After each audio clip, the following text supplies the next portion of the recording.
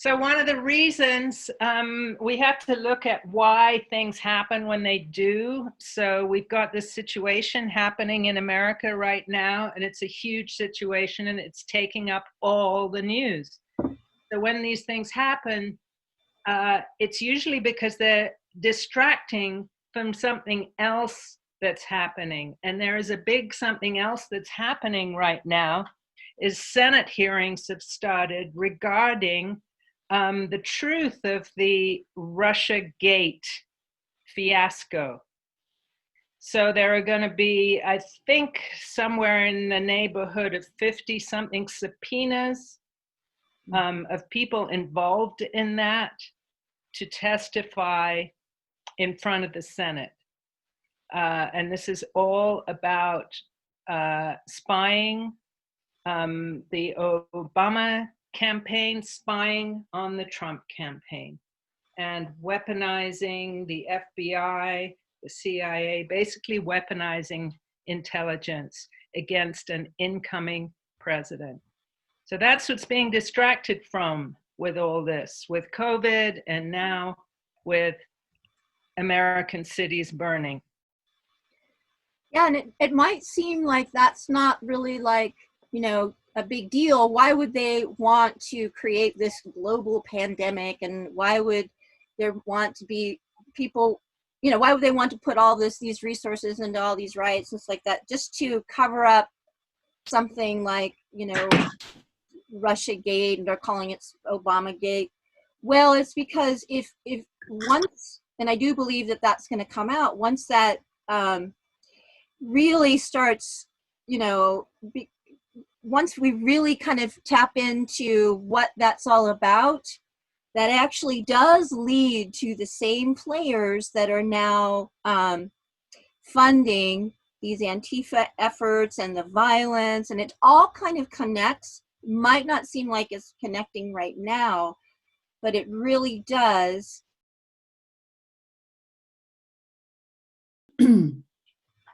All right, my dear friends, it's now our time to shift gears a bit and move into what we call our call to action and our positive, uplifting practices, because we do want to balance out this very passionate and heavy and important content with ways that you all and us, since we're explorers together, to take action to stand for truth, sovereignty, love, justice, beauty, etc. And one thing that came to me early this morning was the word isumatak. And long ago, when the internet was just coming on board, I was digging, right? Dig. And I came across this name. I was like, that's what it is. Isumatak is a native Alaskan word for keepers of the sacred space through which wisdom is revealed. And I consider you, Nikki, that. I consider you, Mahara Cat, all of us cats that, and all who are listening, Isumataks. And in indigenous tribes, Isumataks were highly regarded for their wisdom. So I don't know why I wanted to say that, but I dreamt about it this morning. So Isumatak to each one of you. And who wants to speak to their call to action and some positive, uplifting practices first? Anybody? Nikki Cat, Mahara Cat, who's a cat? I will. Well, Rosie, I wanted to really thank you for bringing that out. I had never heard of that, Isumatak. And I totally know why you dreamt that, and why we're talking about that right now, and why that is so important. Because as we go into these really tumultuous times, and we go on our personal journeys of learning, maybe going down the rabbit hole a little bit, and in kind of we're going down the rabbit hole in the middle of the rabbit hole being exposed, which is super crazy, right? So it's just intense. Yeah. Really important for us to kind of gravitate towards sacred spaces, and to get, maybe guidance from folks who are maybe just a little bit more ahead of the path. than we might be. I know I seek out mentors in that regard with my spiritual practices and my digging myself. And we encourage you to come back again and again to Cat Chats, because we really want to make this a sacred space where individuals can come, know that they're safe, know that they're not going to be left with all the information and the passion and then just kind of left hanging. Like, well, we're there for you. And so Isuma Talk is so powerful, and hopefully we live up to that. And I think we are. I think we each one of us are really committed to that and have a lot of integrity in that regard. And kind of that's kind of my my advice, I guess, is to every single day seek out those sacred spaces. And I mean, maybe I'm sounding a little woo-woo right now, but those sacred spaces are so prevalent right now. I mean, I'll just talk from my experience and the spiritual practices that I employ right now. I was on a real amazing spiritual journey, Buddhism, Lakota traditions, all of which really informed my spiritual practice. Now I have kind of come back around to a form of Christianity that I resonate with. Very open, very loving, and a lot of song and celebration, basically. That it's a church that I go to. I see the angelic realms, the divine realms, the God in so many manifest forms, Christ consciousness, totally supporting each one of us in this journey that we're on, in this transformation that we're on globally, collective consciously, and personally. So tap into that however you can, and wherever you can create sacred space around you, wherever you happen to be. Obviously in nature is where I resonate with that, but in your home, you know, sitting next to your altar, lighting a candle, allow the divine to totally surround you and protect you. And the angelic realms are so willing and able and wanting, like eager to do that right now. And I just feel that energy flowing through me right now. I just know that it's so true for each one of us. Mm-hmm. Yep, I concur, Miss Nikki. How about Mahara? And Mahara, I just want to add, would you please say something about, give some guidance to our listeners about reclaiming our feelings and the positive aspects of anger? Yes, absolutely. Well, Isuma Talk, I wanted to address that too. That's beautiful. I love you dreamt that this morning. Yeah. It's just so right on. So when Isuma Talk, you were saying that they were the leaders had this wisdom. Okay, so where does that wisdom come from? Every single one of us can tap into that wisdom. That wisdom is divine. So yes, we're all Isuma Talk, and I believe we're going into a world where each and every one of us will become Isuma Talk. We'll each tap into that divine wisdom. So we talked a little bit about sovereignty, I think in the last show. And I want to take sovereignty to a little bit deeper level today. So the definition of sovereignty basically is supreme in power, possessing supreme dominion, great, superior, supreme, from the old French sovereign, sovereign lord, ruler, etc., etc. So an interesting thing has happened. The true sovereignty comes from the divine. And it was hijacked. It was hijacked many thousands of years ago by pharaohs, kings and queens, who said, no, I am the only one. This is the British monarchy right now. I am the only one that has that direct access, and I rule over you, peasants, right? We got hijacked. We got conned out of our own sovereignty. And that is what I believe right now we have the most amazing opportunity to reclaim within us. So,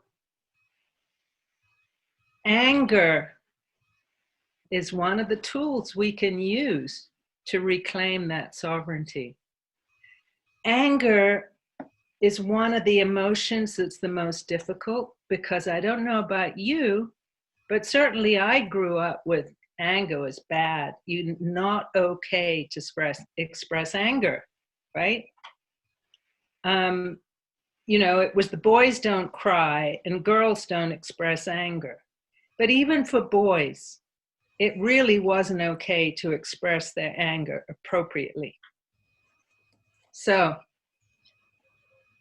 when I talk about reclaiming our feelings, we have to start to be able to feel the fire of our anger, to feel it in our bodies, to feel what it does in our cells. When you allow yourself to feel angry, if you remember it, it starts to wake up your cells. You can feel sometimes on fire, literally. So to be able to positively take that into reclaiming your authority, and even to say, I reclaim my authority. And what is my authority? My authority to author my own life. Co-creating with the divine. So what's happening now is this spiritual war. We've mentioned it before. There's a spiritual war going on.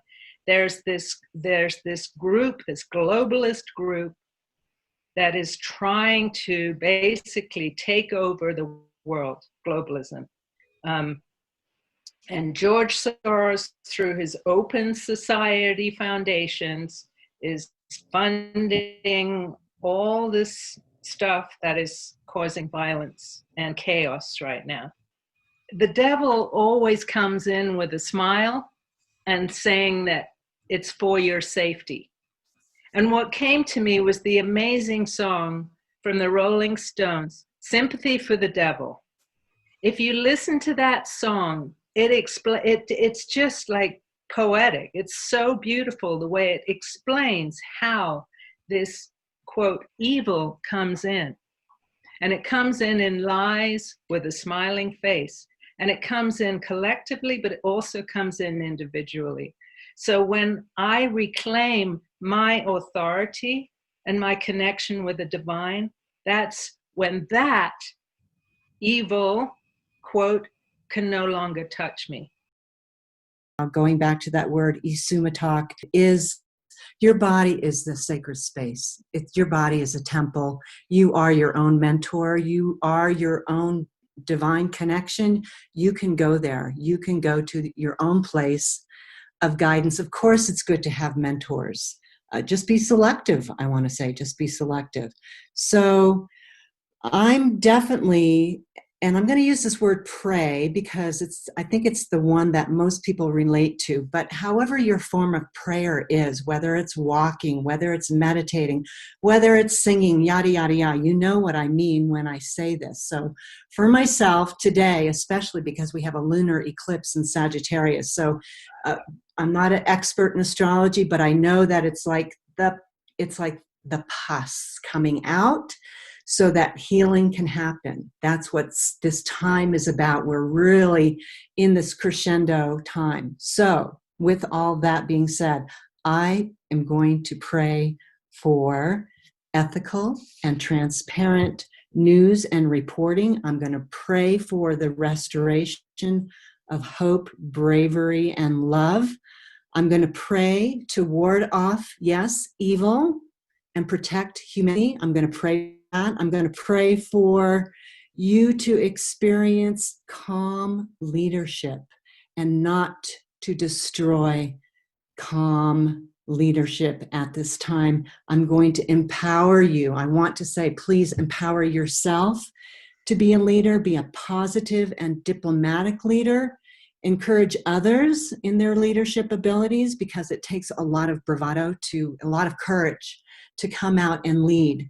And in your leadership, please make wise choices, respect others, have hope for the future, tame and focus your emotions so that they're productive and empowering, observe rather than react, and use your emotional strength and maturity for staying calm, grounded, and exercising self-control.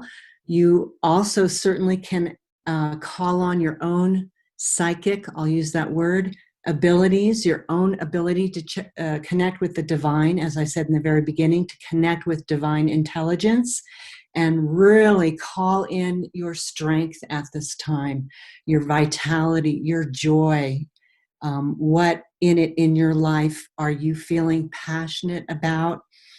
I also want to say, please, I used to say this to my pregnant clients because I worked with pregnant moms for many, many years. They would come into me feeling very, very anxious, and I'd say, well, what did you do in the last 24 hours? Well, I went to the theater with my husband and we saw a really violent movie.